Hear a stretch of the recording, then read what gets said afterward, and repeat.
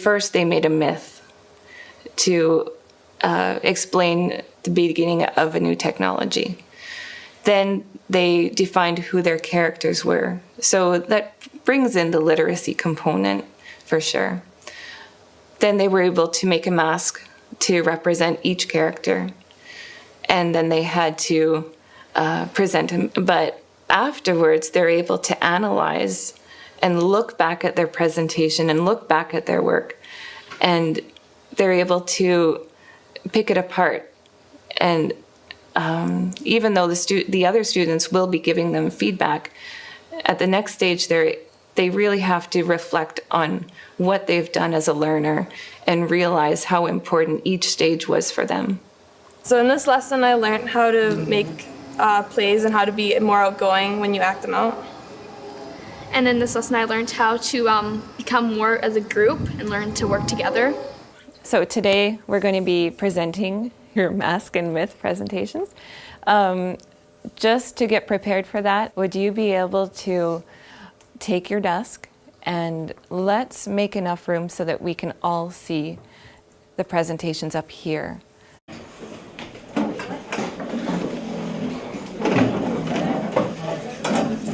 Mostly my strategy in forming groups just continues on what we've been experiencing in the classroom throughout the year.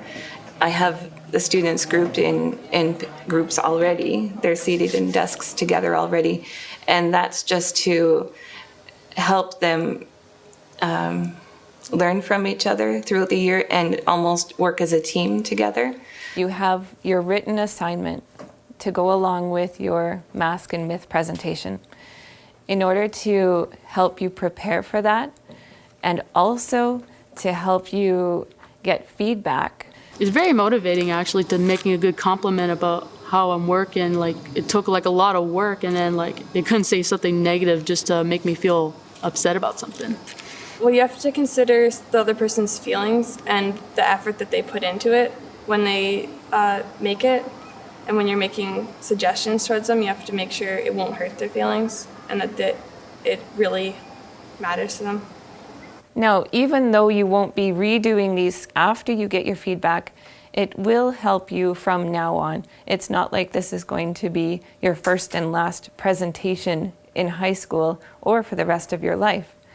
So can you think of instances where this kind of feedback or this kind of presentation could help you further along in either high school or after high school?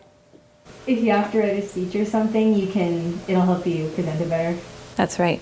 The myth of the troubled Chepi tribe. Many years ago in the Chepi tribe, there was a farmer named Nahimana whose crops were slowly dying. Without her crops, she ran out of food quite quickly. She began eating canned food. One afternoon, while Nahimana was working in her field, her dog Izzy buried the can opener in the field. Nahimana grew hungry and sought out for the hunter Nizoni for help. This is kind of a cool assignment for that because the students don't feel isolated in visual arts with this assignment. They get to pull on their strengths from different subject areas, from areas that they might not have realized could be applied in art. What's neat for them is that they can work in a group and use their strengths in language. For example, in their English classes, they get to learn how to write proper stories, and they can learn how to use that and adapt it to writing a myth. So it allows for a lot of discussion. It allows for a lot of sharing of ideas as they develop that literary or that literacy component.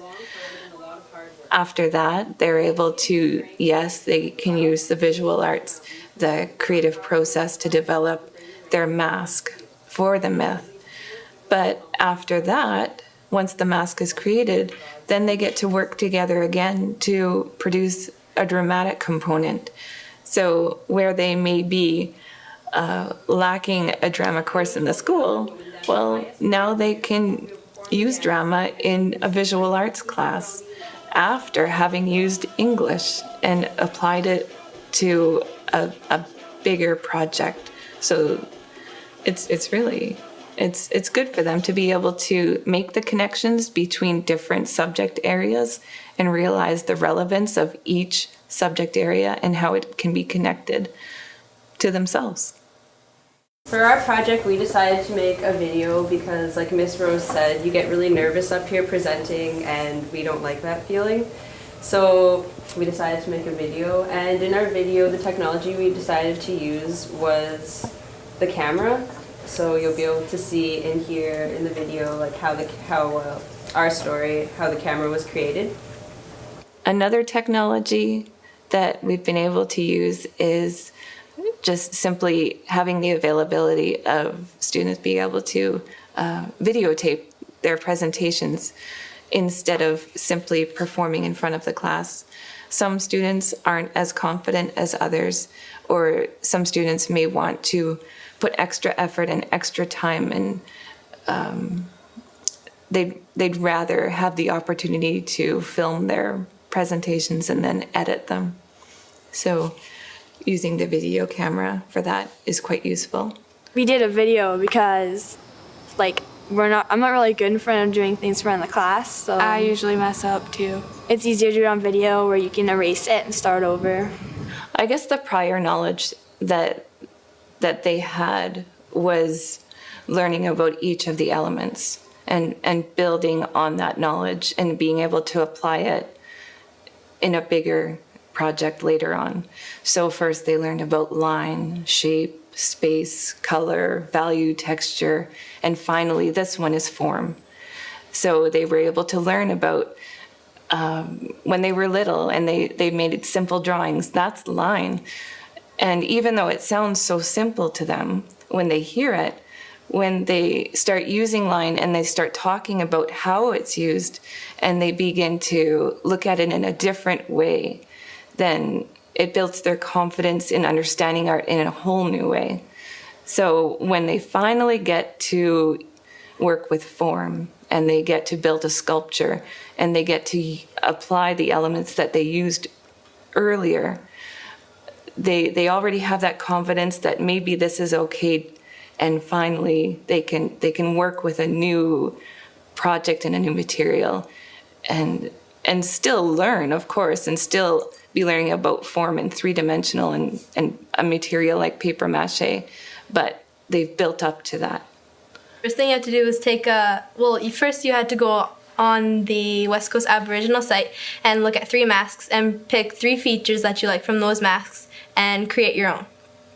And then you had to blow up a balloon and paper mache over it. But in mine, I had to tape my beak onto my balloon first, then paper mache over it. There are definitely cultural connections within this assignment. Firstly, we take a look at a variety of cultures around the world and how they use masks, how they use materials to define their traditions, their beliefs. But in doing so, we think back to our own country and think about cultures that are represented here, both on the West Coast and nearby. We often refer to the art of West Coast Native artists who have used totem poles, who have used certain symbols in order to convey their understanding of their world. And when students complete this mask, they get to take a look at those elements, and they get to sometimes even use some of those elements from West Coast Native art and apply it in their own artwork. So they develop connections with a culture that they may not be familiar with or as familiar with, and they're able to personalize it and apply it in their own life. Kind of does connect to your own inner story because of the spiritual thing of what they're seeing as their own perspective. It's like showing how you really are inside than you are on the outside. Creativity mostly comes from the inside. That's pretty important, really important to share. The elements of design are especially important for students to understand as building blocks, as their tools in art. So as they learn each of those tools, as they learn how to use them and how to understand them, how to apply them, in this project, they all seem to come together. line, shape, space, color, value, texture, form. It's all intertwined. It's all used in the creation of their mask. So it's really fun for some students because they realize art isn't limited to just producing drawings on paper. They can work with messy material. They can create lines using paper mache. And it's beautiful for them because some students may not enjoy using their fine motor skills in a certain way. Maybe they like to make messes. Maybe they like to get involved with their hands and create something in an entirely different way. Even within visual arts, there's almost like there's different strengths of learners in a particular class. And so where they may not be as successful as a person who draws, or they may not be as successful maybe when they paint. But as soon as you give them a new material and they're able to have that ability to work with something tactile and experiment with it and get messy and work it, then all of a sudden they can create a beautiful thing. So texture is so important there because they can feel it. It makes sense to them. All of a sudden, something that's been presented to them from the teacher is right there in front of them. So they can feel texture. It's right there, and they can use it to succeed.